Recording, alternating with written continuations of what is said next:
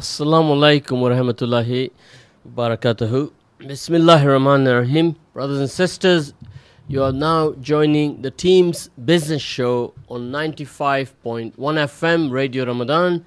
Text number 07450 925 084. So don't send me a text just yet. I'm just entering the studio and starting work, as they say.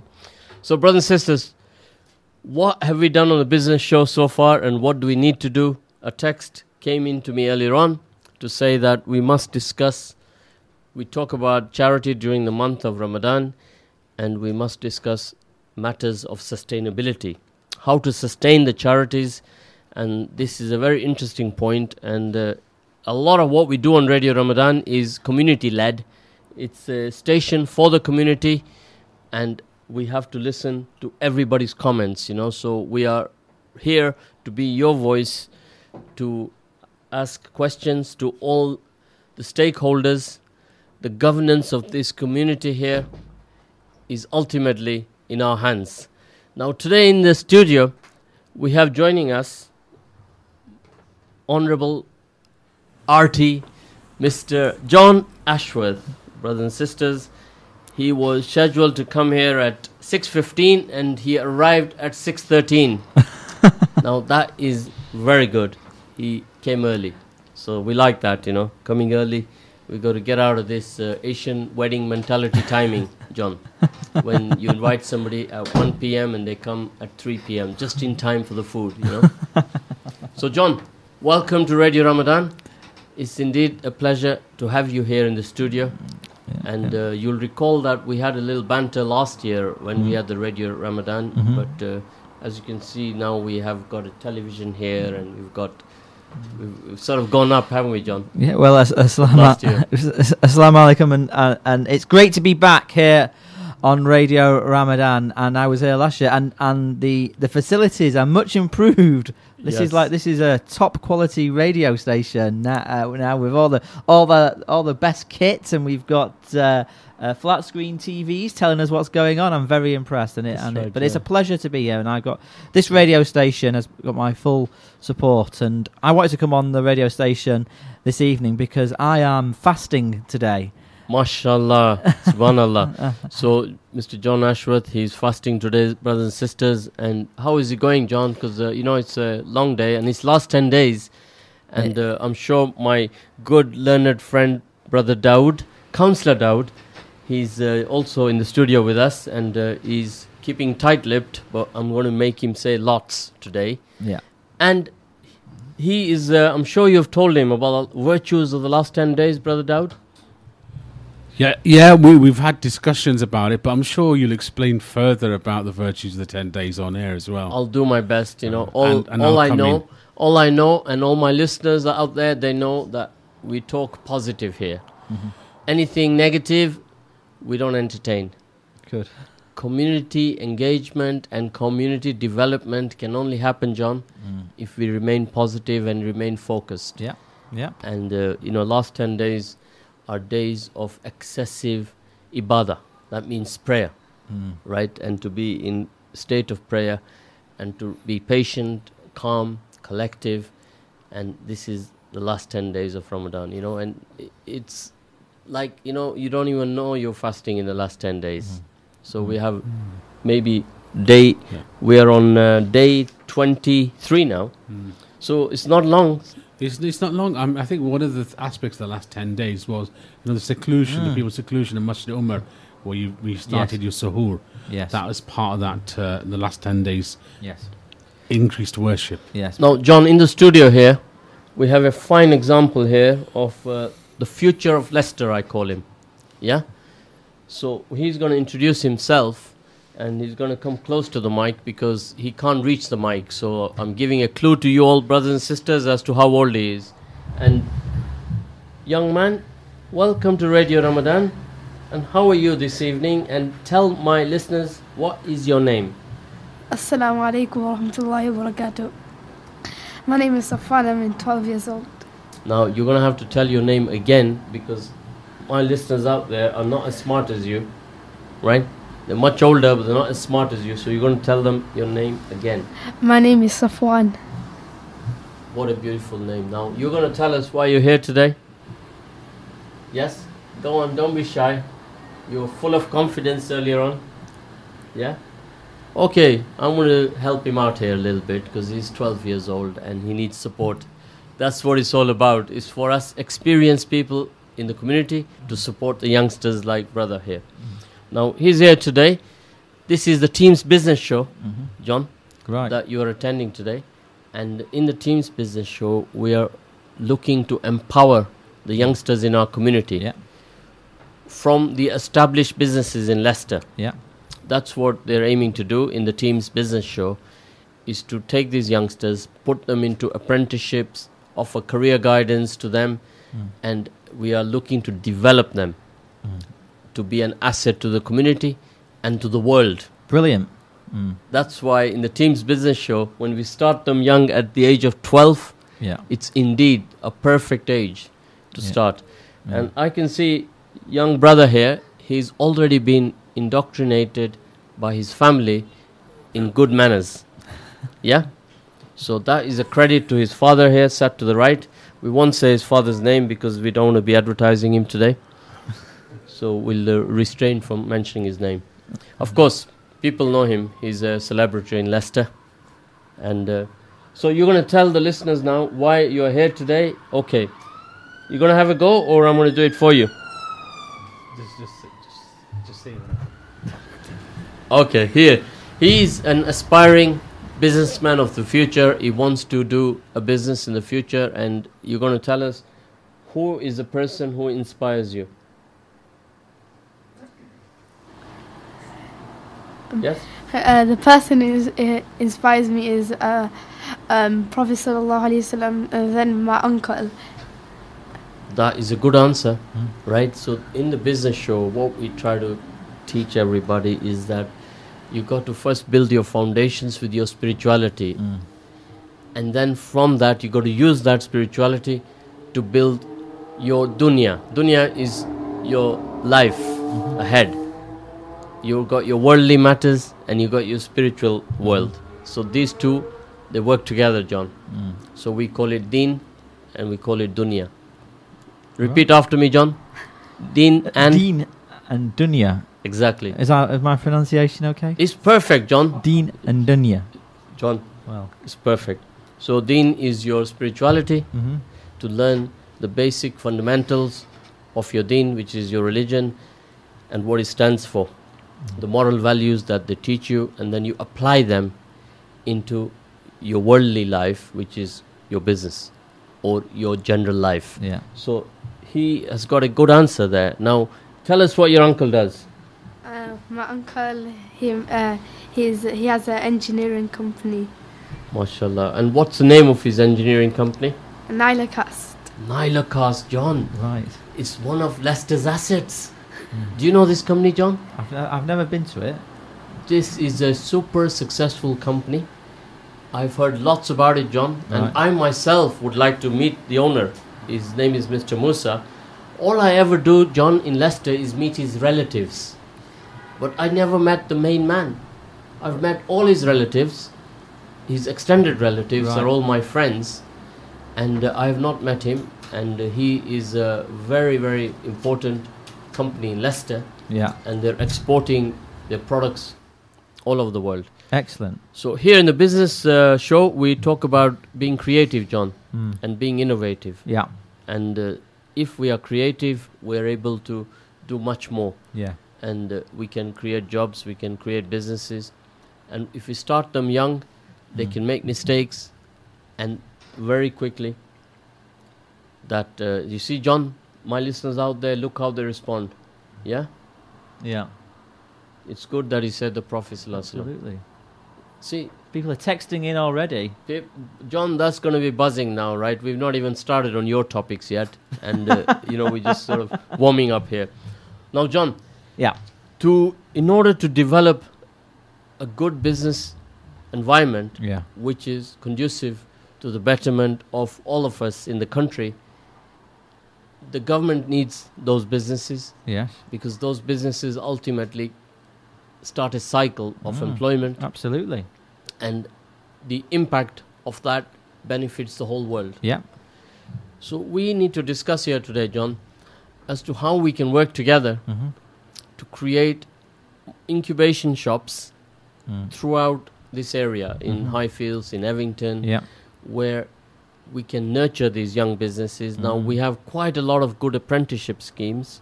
Tomorrow here we have the Teams Retreat Pledge Day, where Pathways are doing their apprenticeship program. Really? And That's brilliant. They have worked together with many companies in Leicester, and they locate apprentices and they teach them, guide them, interview them.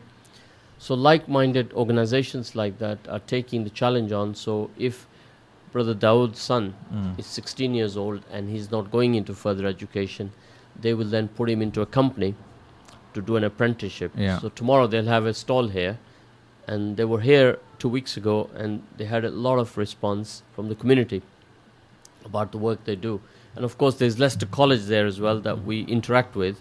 So when a person comes to me and he wants to be put in the right direction, we look at him, we assess him, and due to our experience, not only myself, but along with me are other like-minded businessmen who believe in this idea that we have to take hold of the youngsters and guide them. Otherwise, we will not have been a service to the community. So again, John, I always say in every show to everybody in the community that community development is not one organization or one person's responsibility. It's everybody's responsibility, and that's me and you, John. Yeah. So if we all get together, we discuss ideas, we take the good and we leave the bad. Yeah. So it's all in business. We understand two things: assets and liabilities. Yes, John? Yeah. So John here, Brother Dawood, he's an asset. Yes? Just like yourself, you're an asset. You're a community asset. But I've got no hair. It doesn't matter. Irrespective of no hair, you're a community asset. Absolutely. Right. I like to make him laugh, you know. It makes him happy. Of course, he's always smiling, isn't he, John? And on the radio here, we have a rule that is smile. Always smile on the radio. To smile everywhere. Absolutely. Now, brothers and sisters, if you're listening out there, I want you all together to smile right this minute. It's as if I can see you all smiling. And there's a couple I can feel are not smiling. I'm going to sort them out later. You need to feel a positive vibe externally from right, the yeah. listeners, so then that'll renew your batteries. You see, John, when you're on radio, Yeah.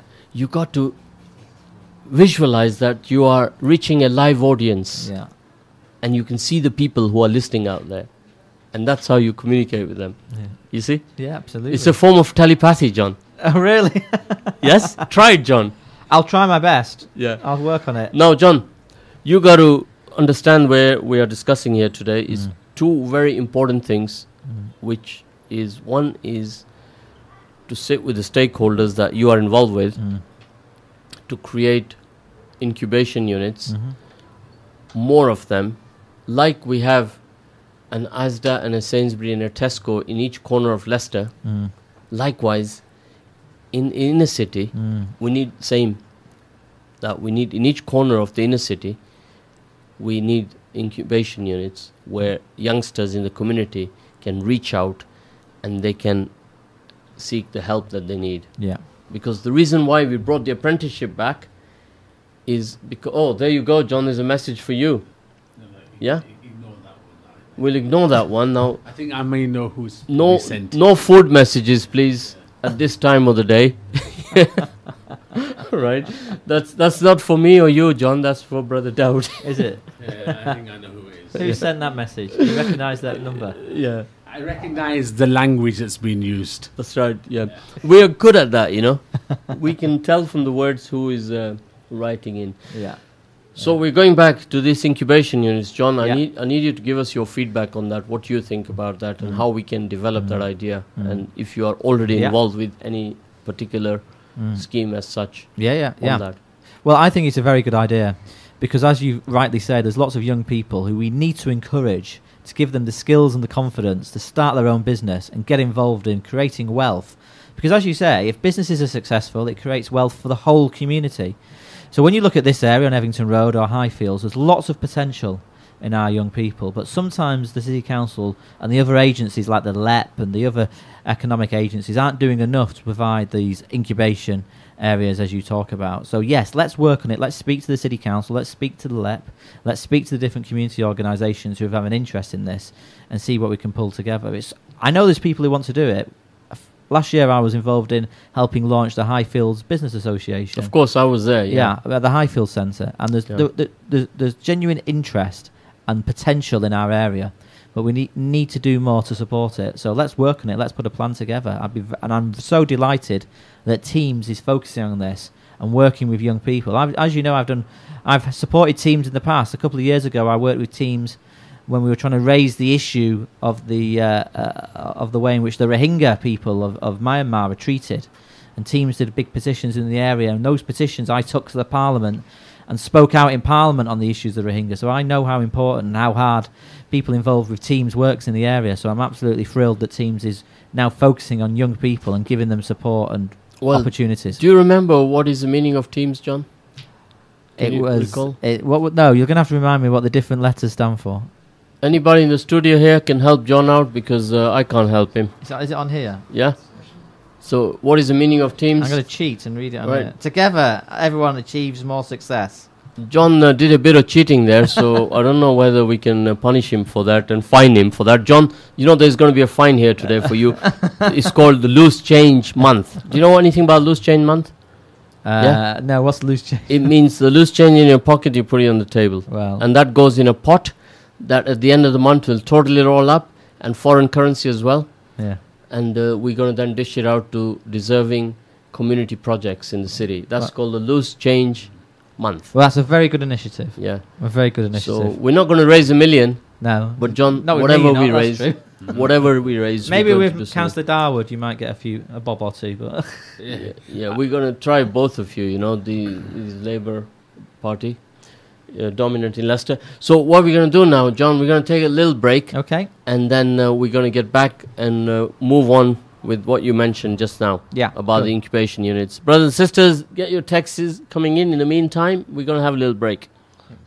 You are listening to Radio Ramadan Leicester on 95.1 FM. Darul Arqam is passionate in providing education and serving the community. We run courses ranging from toddler madrasa to free adult tajweed classes. We also teach the exquisite arts like calligraphy and even do baking classes. With our new premises on Thurmaston Lane, we also provide prayer facilities for both brothers and sisters. So to help us establish Darul Arqam and to learn about the many more things we do, please join us. To revive and adhere to the Sunnah of Prophet Muhammad sallallahu alaihi wasallam, you are all invited to the Eid ul-Fitr prayer and festival in Victoria Park, Leicester. Prayer starts at 9 a.m. The festival continues until 4 p.m. Inshallah. Snacks, sweets and refreshments will be served free of charge, and there will be free funfair and inflatables for all ages. This is an event for the entire family, men, women and children. Parking is limited, so please walk or use public transportation. Please come along and support reviving the Sunnah of the Prophet Muhammad sallallahu alaihi wasallam. Did you know that Quran Academy offers a range of intensive one-day courses in various cities across the UK? Did you know that Quran Academy caters for busy people like you who can commit to long educational courses by offering flexible weekend courses? Recent courses include one-day course on Surah Jinn, one-day course on Surah Al-Waqiyah, one-day course on fiqh of marriage, two-day intensive seerah course and much more. To find out more about upcoming courses near you and to join our mailing list, visit www.quranacademy.org.uk. Looking for the perfect sign? Here at Sign Top we offer you any signs, any size. The sky's the limit. From logo designs, window graphics, shop fronts, business cards, posters, leaflets, light boxes, menu boards and much more. So why not visit us at 79 Dorothy Road, Leicester, or call us on 07866 242 628. Assalamu alaikum, brother. How are you doing? Wa alaikum assalam. Alhamdulillah. What are you up to these days? I just recently got a job in the Leicester City Centre. I actually need your advice on something. Yeah, go on. The only place I have to pray is in a small room at the High Cross. I want to pray my salah in comfort and ease. I want a place to do my wudu. Where do I go? I've got some amazing news for you. There's a new centre called the City Retreat, which will be based at 70 to 74 Churchgate near the High Cross. It will have dedicated facilities for men and women alike to do their salah. You can find out more at www.cityretreat.org and join us on our pledge day on the 11th of July. The Peace Centre Food Bank in Thornby Lodge, Leicester has been running for just over 1.5 years now and has already donated over 3,500 food parcels to those in need, both Muslim and non-Muslim, alhamdulillah. This has been possible thanks to the generosity of the generous donors. The food bank requires the following 3 things for you to make abundant dua for the hard-working volunteers and organisers. Volunteers to donate their time on Tuesday evenings from 6:45 p.m. to 8 p.m. or Wednesday mornings from 9:30 a.m. to 12 p.m. You can donate tin foods, instant foods, long life milk, cereals, oils, teas, coffee, sugar and much more. For those who wish to donate but live out Leicester, you can donate directly into our Lillah account as follows. As-Salam Trust, HSBC, account number 91497669, sort code 402826, reference Food Bank. Please donate generously and ask others to donate too. Hey guys, One Youth in collaboration with Radio Ramadan invites the young people to the Youth Open Day. No matter what creed, religion and gender, we would like you to come and join us on Friday the 10th of July from 2 p.m. until midnight. It is a great opportunity for us, the radio team and One Youth, to get to know our young people in the community. The radio station is based at Ex Albella Restaurant, 207 Evington Road, LE2 1QN, or alternatively call Mohammed Ahmed on 075 394 89912.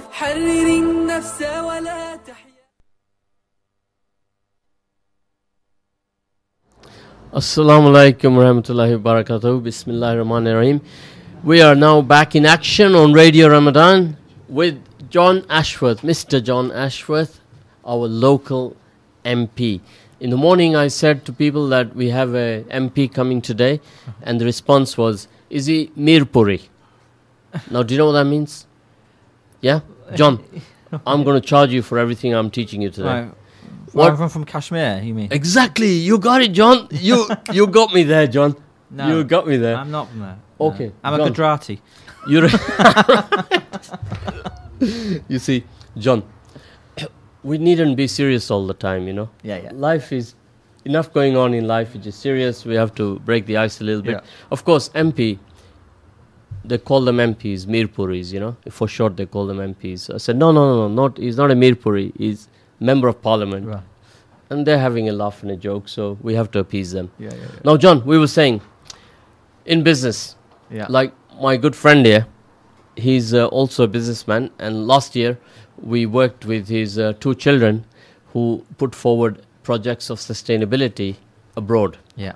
And we met him through his children. Right. So what I'm saying here to the listeners out there is, when we work with your children, we actually bring the parents on board. Yeah. When you try it the other way around, it doesn't work. The parents are not interested in anything you have to tell them. They don't have time.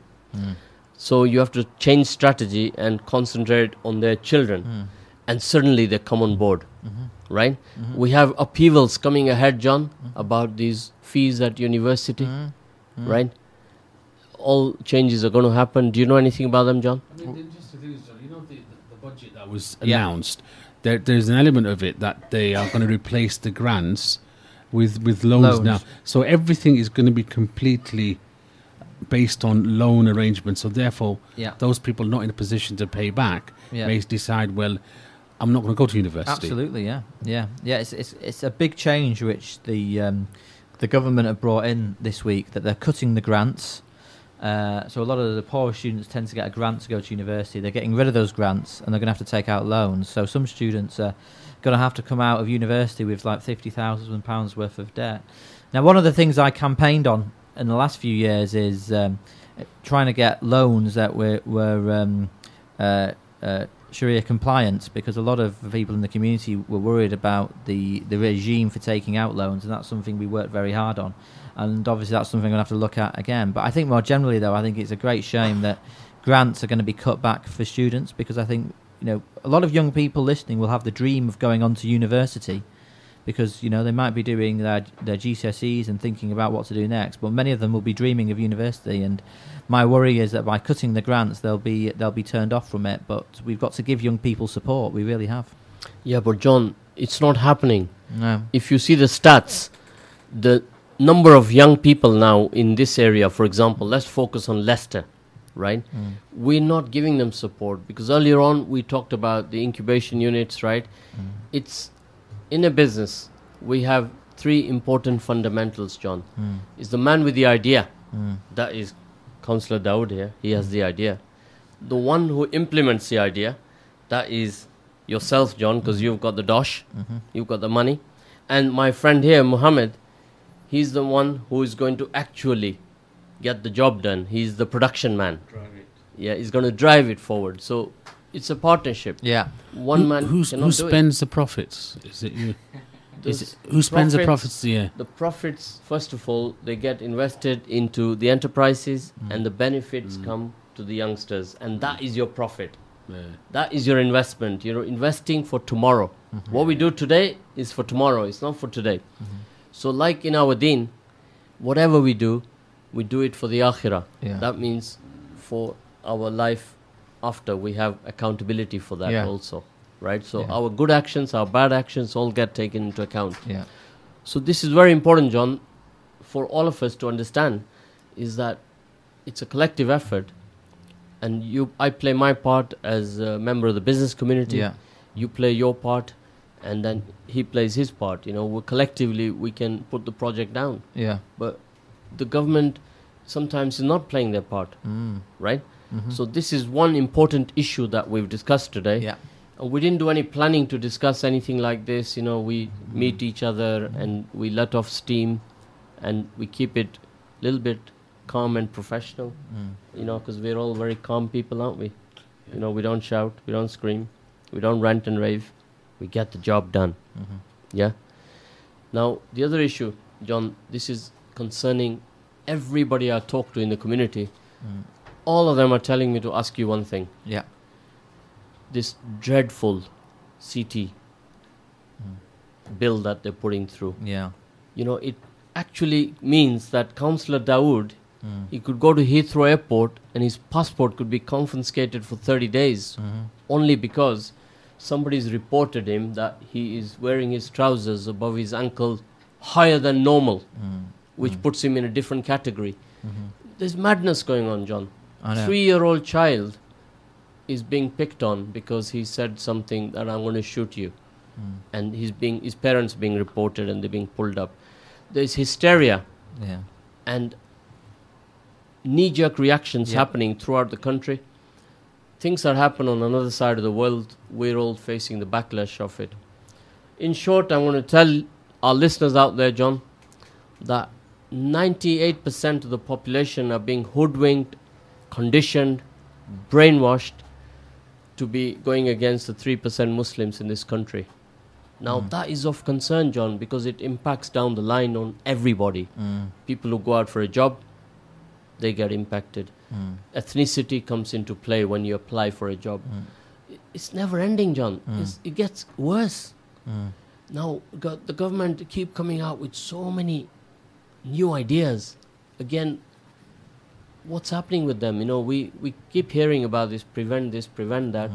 Instead of preventing, they are creating. Yeah.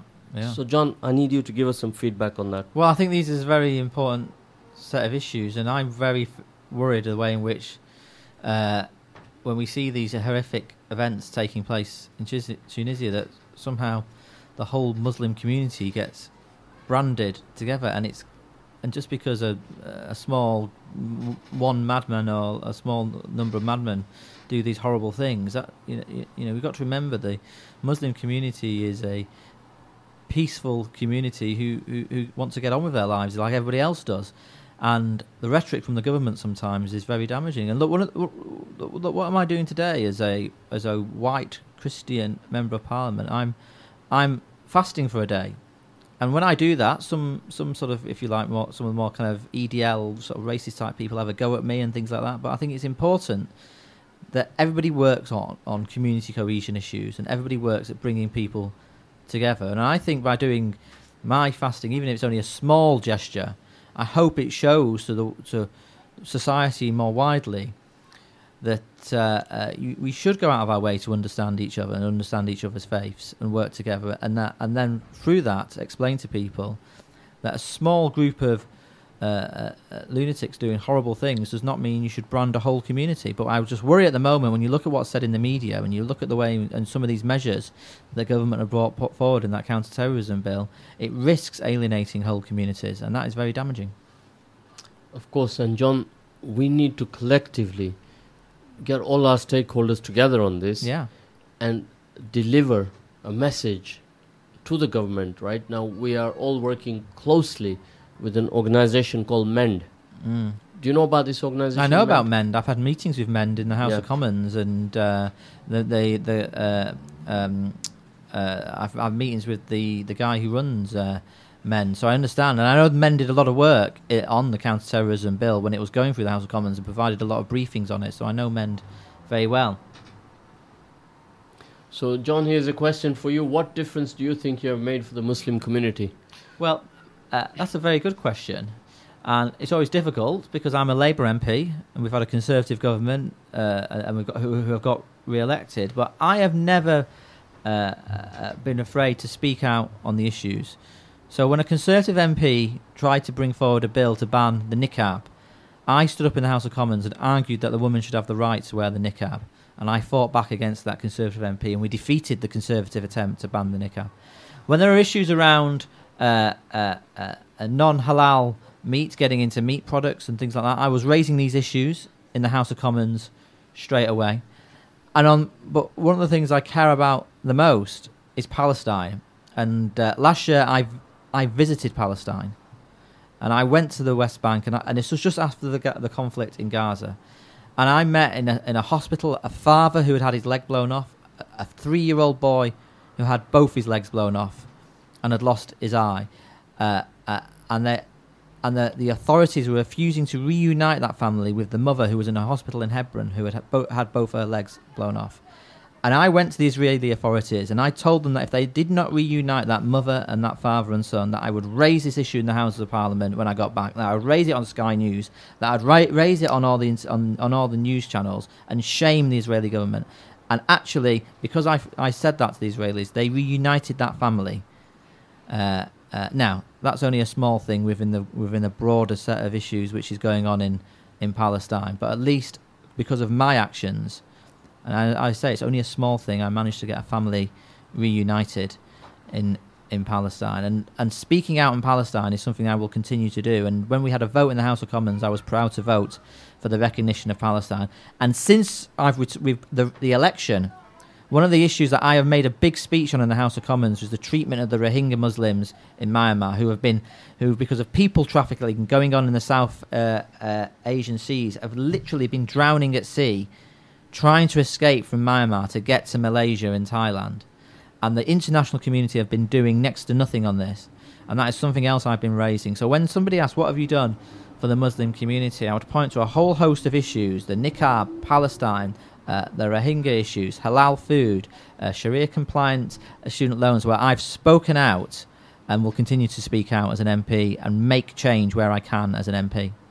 John, when people talk about legacies, right, your good friend, the past Labour leader, when somebody mentions his name to me, Tony Blair, I think about 4 million people dead, right? And these things, what mistakes we've made in the past, even now we're paying the price for that. And it's come home to us local. Now, why are we here discussing that in the business show is because it is relevant. It affects the business of tomorrow, right?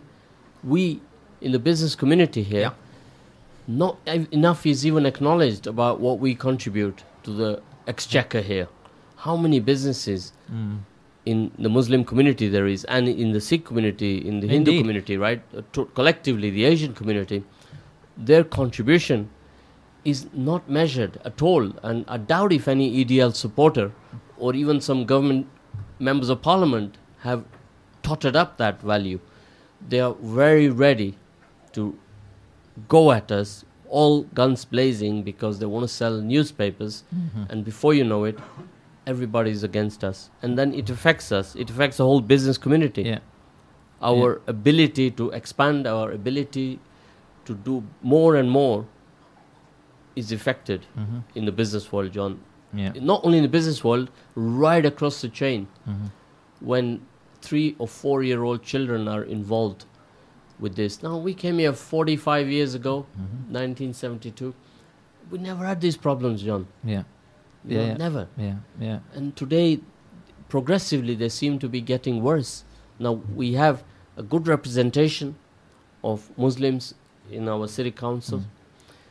And sometimes even they are getting hammered like we are discussing today. And they are powerless to do much more than they can do because it's not in their hands. So really, John, you being the member of the parliament, our good friend Keith was, collectively, we really need to all sit down together and find a formula that can work for us. Just talking about it ain't going to solve nothing, John. You know, today you'll go to 3 different appointments and you'll get the same story. And you will have rehearsed it by now as to what you're going to say, how you're going to say it. And then tomorrow we are back to normal. But we need something constructive. Council Dawood, you know, what do you think about that? I think we do need something constructive because what happens is that there is a peak in community concerns and issues, and especially I think the Radio Ramzan and the various radio stations provide that arena to have discussions. But it's that sustainability aspect of it, because it's, you know, it's having a project, and the project to succeed, we must have people behind that project. So initially, it can have a peak, but it's a sustainability. And we're all for, and I think John and I and all the other politicians are more than happy to sit down and look at ways we can make it a success. And at least we can say, well, we have tried. At the moment, we're not trying. We need to have that discussion. And I believe, John, Leicester can take the lead on this. Yeah. Here in Leicester, we are the most ethnic diverse city in Europe, right? Whatever we do here will impact and affect the rest of the world. Yeah. I truly believe that, John. Yeah. You know, and you got to take heed on that, and let's see that who will take the lead on this and how we're going to implement this to happen, because we need to bullet all the issues. Yeah. We need to then deal with each one individually to see how we can present a case to the powers to be in Whitehall. Yeah. Because ultimately, John, I'm not the one making the decision. No, that's and true. neither are you. No, I'm not. No. So we're all slave end of the day, and we need to put a plan of action together collectively. Yeah. Bring all the stakeholders up together. So, John, obviously, I'm a layman, right? You're the man, John. So my listeners out there, if you agree with me that John takes a front foot forward on this, then John, live on air, you can tell my listeners. Yes, well, we must take we must get a grip of this, and of course we should. And you're right. I mean, we've got so much to be proud of in Leicester. Oh, mashallah, John. So you're the first one who said I'm right. Yeah, so much to be proud of. You are right. You're always right. Iftar is on me today, John. Yeah, good. I'm looking forward to Iftar. It's been a long day. I hope I get some acne at Iftar later.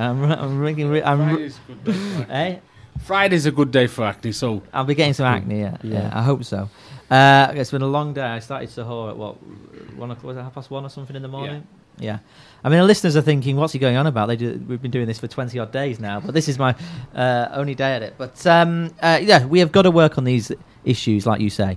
And we've got to draw the world's attention to how we do it in Leicester, and we've definitely got to work on these issues. And your point about the contribution that the business community make, which gets overlooked, is so important. And one issue that has come up, just slightly going off on a tangent, I would like to know your views on this, is that there's now a proposal on the table to allow all the big supermarkets to open all day long on a Sunday. I'm worried that if you allow the big supermarkets to open all day long on a Sunday, a lot of the smaller businesses on Evington Road and other parts of the city would be affected. And I'm just worried about what that means for the small businessmen who run the shops, which is obviously a big issue in this part of the city. What do you think would be the effect of opening all the big supermarkets being allowed to open all day on a Sunday? John, we're living in a world today where the big boy has taken over. Yeah. He influences decisions and he fills the pockets of governments, and end of the day, they win. Yeah. So historically, if you look at the last 20, 30 years, that's what's been happening. Every inner city road, like Evington Road, Greenland Road, Uppingham Road, Melton Road, all the shops are gone, John. Yeah. Because they've been replaced by takeaways. The food shops have taken over. And the council, they want to fill the shops, they want the rates. So we've lost the character of these roads. We don't have that, John. We're living in Victorian inner city, which was designed 150, 200 years ago for that time of the day. Now, people have 3 cars, 2 cars. We don't have parking. You know, inner city is not developing. The government just gives us double glazing as a grant, but doesn't really change anything. Doesn't change the lives of people. So if these big supermarkets are going to open, they're in every corner in every country. And if they open up even longer, right, if they will bring footfall to the roads on Evington Road, then the shops there will benefit. It will not be that they won't benefit. Footfall is what it's all about. Right now, we don't get footfall on Evington Road, for example. You are up and down Evington Road, John, because you live nearby. You still live nearby, John? I do, yeah. And you've seen the demographics change. You can't recognize anybody here. They come and go. We have a transient ethnic community, which was something that never happened before, Council Dowd. Now we have a transient ethnic community, and we facilitate them, we take care of them. They come and they go. Now, the average layman looks at them and says, he's from Poland, he's Polish. That was 10 years ago. They're not Polish. They come from a diverse ethnicity from Eastern Europe. People don't even know Albania, Romania, Macedonia, Kosovo, Bosnia, you know.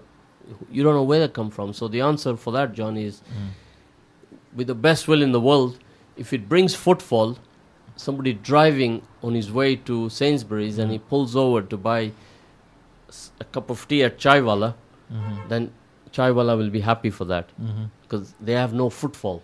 Yeah. Yeah? Footfall is what we need, John. Yeah. How do we create footfall? How do we bring humanity into these inner city areas like Highfields, Melton Road, Evington Road? What we lack is footfall. So whether they open 24 hours or 10 hours and they're taking all the footfall, we need to come out with ideas to bring footfall. That's why we recommended to Peter Soulsby that, look, in the city centre, Churchgate is perfect to make it a cultural quarter because all the big shops have gone. No footfall. Big shop like Maze, been there since God knows how long. Yeah, and that's where the retreat is, isn't it? Yeah, the retreat's on the corner, the back of Matalan, the original Dunham building. I need to come to the retreat. Yeah. Yes, I've not been there yet. Tomorrow is the pledge day for the retreat, John. Is it? Yes, and today here we are selling biryani to everybody out there for £2 only. Wow. One pack will feed 4 people, John. I'll have to get some later. Yeah, £2. After iftar. So, brothers and sisters, if you want your biryani for £2, here's the place to come. And I've got a customer there already, Muhammad Wara. You see, the power of business. Businessmen have to be creative, John. Yeah. I have just demonstrated to you, live on Radio Ramadan, that we've just sold £2 of biryani to Muhammad. You'll take 5, that's £10. 5 biryanis. And Council Dowd, he said he's going to take none because he's got to go for iftar somewhere. He's going for some goodies, you know. And maybe I'm going at the same place, John, afterwards. Well, I'm going to iftar at Conduit Street Mosque, but on the way home I might buy some biryani and have it tomorrow. Yeah. So I'll have some biryani. I'll buy some later. If you've got any left, you might have sold out. Now, John, is a message here. Yeah. My producer is not putting it on the screen because he's broken. He's broken something, right? So there you are. I'll have to deal with them afterwards. Just when I need them, it's broken. So I have to read off the mobile phone. You can't get the workers, can you, really? You can't get the workers, can you? You can't. I'm going to read this one then. Muhammad Wara, Iqbal will read this one, yeah? Iqbal is one of our guests who's joined in. Let him have a go at this one, yeah? Give him the mic. Come on the mic, please. Okay, text message reads, Salams. interesting debate, very interesting debate. Invite, firstly, respect to Mr. Ashworth. Thank you. For fasting. That is absolutely fantastico. You keep doing the right things, which I think you are, so respect for you for that as well. Oh, thank you very much. John. Oh, thank you very much. That's the message. Your next term in government is secured today. I'm not sure about that. We'll see. After that inspiring message, which is going to go all around this area, you are sorted for next year. And we'll see. All I can say is, Keith was, there's going to be another one to follow you. Right, going to be here to stay. I shall not be moved. Yeah? That's how it goes. There's a message here for me. Shall I read this message out? Oh, please, let's hear it, John. Shall I read this message, yeah? Go for it, John. It says here, please ask John, does he agree that samosas are totally irresistible? Oh no, it's gone down. It says his time expired. Put it back up. Anyway, it said, please ask John that samosas are irresistible and not fattening at all as long as you eat small samosas. And, oh yes, yeah. That they aren't fattening as long as they are quite small and you only eat one or two. I do agree with that, and I love samosas. I tell you where I like to get samosas from. The bakery down near Highfield Centre. I often pop in there for a samosa when I'm down in that end of my constituency, and I do love samosas. So if anyone's listening, if they want to send me some samosas, some acne, and some biryani, I would very gratefully receive it. Samosas on a Monday, Tuesday's biryani, and Friday's acne day. Well, this is it. I hope my friend and our good supporter from Kebabish and from London Bites is listening in. John's placed his order. So, London Bites, I want you to spring into action and show John what small business is all about. Absolutely. Right? So there's a lot of small businesses here that we are supporting through from the radio, that we want to really push them and give them a good support. Okay, great. Now, I've got to say, we are now coming to the end of the show. All right. Brothers and sisters, I'd like to thank everybody here who has come to the show, and John will say a lasting word, and then we shall say Assalamu alaikum wa rahmatullahi wa barakatuh, everybody. John? Well, Jazakallah for having me on. It's been an absolute pleasure, and I'm a great supporter of Radio Ramadan. And for everybody who's listening, I just want to say that I have tremendous respect for you all. Fasting in this heat at this time of year for these long days. I want to wish you all Ramadan Mubarak, and for next week Eid Mubarak as well. Thanks a lot, Brother Iqbal. John, thank you. I think you contribute very well to a cosmopolitan city like Leicester. We hope to see you again next year. Thank you, and good luck. 1 hour, 30 minutes to go. Thank you. My good brother here, Councillor Dawood. I think it's 2 hours and 30 minutes, isn't it? You had me worried. No, a short message. Jazakallah for inviting us. To all the listeners out there, in Eid Mubarak. I think the radio station is terrific, and I've been listening to radio station, in particular your programs as well. They're quite different, diverse, very educational, and your key word is empowerment, and I like that word, empowerment. Okay, assalamu alaikum wa rahmatullahi wa barakatuh.